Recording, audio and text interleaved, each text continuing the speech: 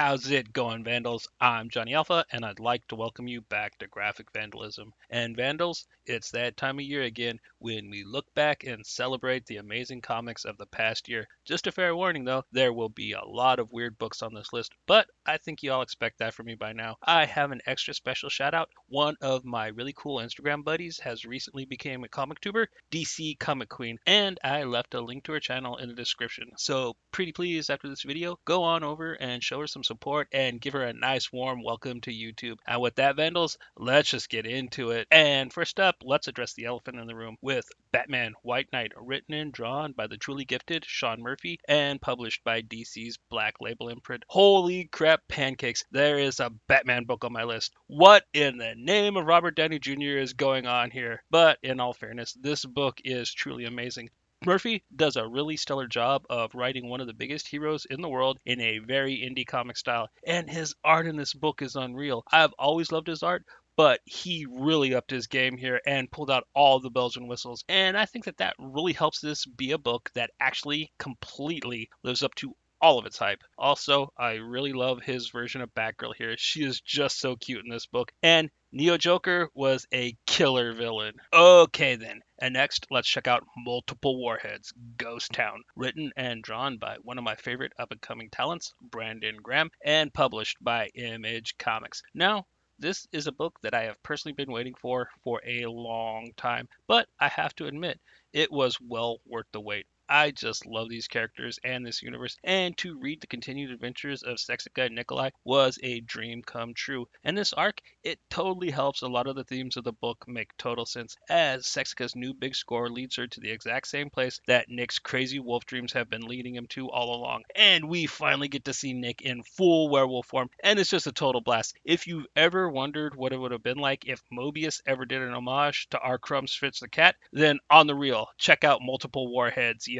Cool, cool. Now let's get wild and violent with number one with a bullet. Written by Jacob Saman with gory fun art by Jorge Corona. Published by Image Comics. And this book actually makes social media look as creepy as it always should have, as it tells a nightmarish tale of cyberstalking in a fun and completely new way. Imagine Strange Days mixed with A Scanner Darkly with the humor of RoboCop, and you'll have a great idea of what to expect from this little horror gem. I also just love the way it addresses and lampoons outrage culture, something I wish more books and media would do. But when it comes to cool as hell, fast-paced horror thrillers in 2018, number one with a bullet takes the cake. Right on. And next, let's get Knucking Futz with Kid Lobotomy, written by the underrated comic god Peter Milligan with fun and insane art by Tess Fowler, published by IDW's Black Crown imprint. And Kid Lobotomy is an old school Vertigo Comics fanboy's wildest dream come true, as it channels all that insane energy that was so alive in comics in the 90s and early 2000s, and it brings it all back cranked all the way up to 11. In this book, Milligan invokes Kafka,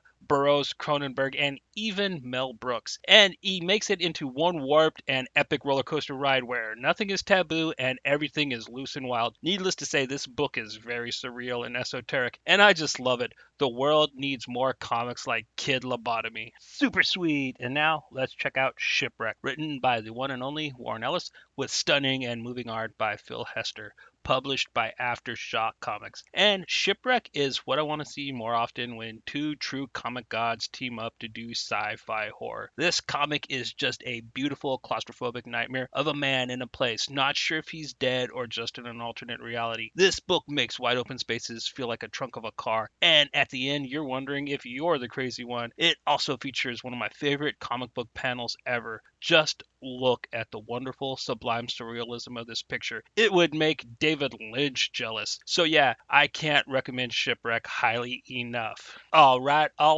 And next up is Eternity, written by my main man Matt Kent with gorgeous surreal art by Trevor Hairsine, published by Valiant Comics. And Eternity is the wonderful fourth book of the super epic Divinity series. In this one, we see that Abram and Mishka have started a family, but the gifts of cosmic beings are not the stuff of normal lives, and we get to see what true heroism in the face of galactic chaos looks like. I also love how this book covers one of my favorite aspects of hero comics, how a hero can accidentally create their worst villains, as this book forces divinity to make the hardest choice imaginable for a parent, and it's just beautiful. I am so in awe of Kent's writing of this book, and in my personal opinion, the Divinity books are the end-all, be-all of cosmic comic book heroes, hands down. Well, all right then, and now it's time to go back to insanity with Milk Wars, written and drawn by all the wonderfully warped and gifted talents at DC's Young Animal imprint, published by DC's Young Animal imprint. And I just have to flat out say this, I usually utterly despise event books,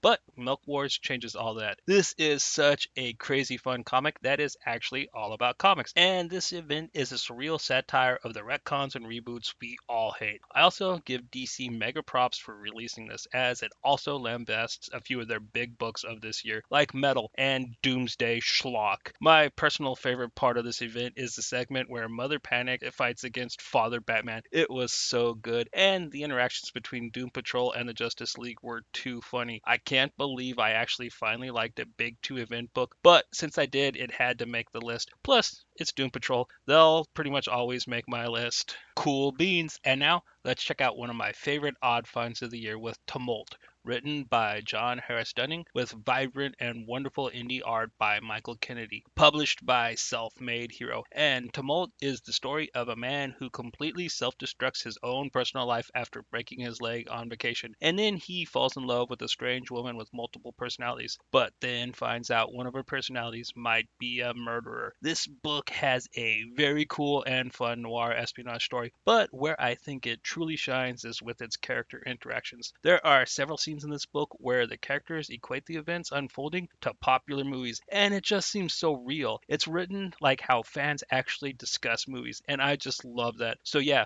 on the real, John Harris Dunning is a writer I can't wait to see more of in the future. Okay, and now it's horror time with Sync, written by John Lees, aka the coolest comic writer on Twitter, and with stunning and brutal art by Alex Cormack, published by Comics Tribe Comics. And yeah, Sync isn't just one of the best comics I found this year, it's one of the best comics I've found this decade. Lees and Cormack weave together what I like to call horror's equivalent to David Lapham's Stray Bullets. Right now is already a great time for horror in comics, but Sync just strolls in and steals the crown. It is, in my opinion, the best horror comic out now. If you'd like to know more about this story, I already did a whole video on this series, but it's so good and it had to be on the top spot in my list. Plus, Mr. Dig is just epic. You can't truck with Mr. Dig, yo. Alright, and last but surely not least, my top pick of 2018 is Proxima Centauri, written and drawn by one of my real life heroes, Farrell Dalrymple,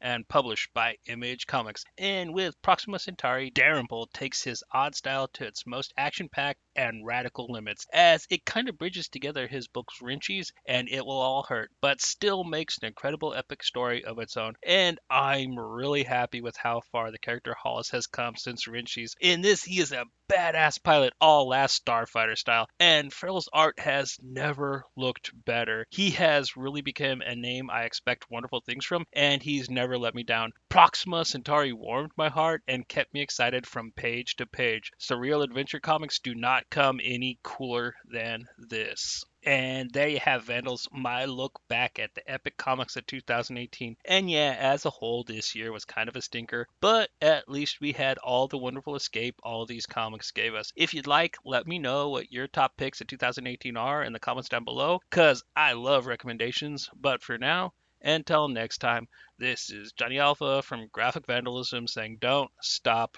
reading.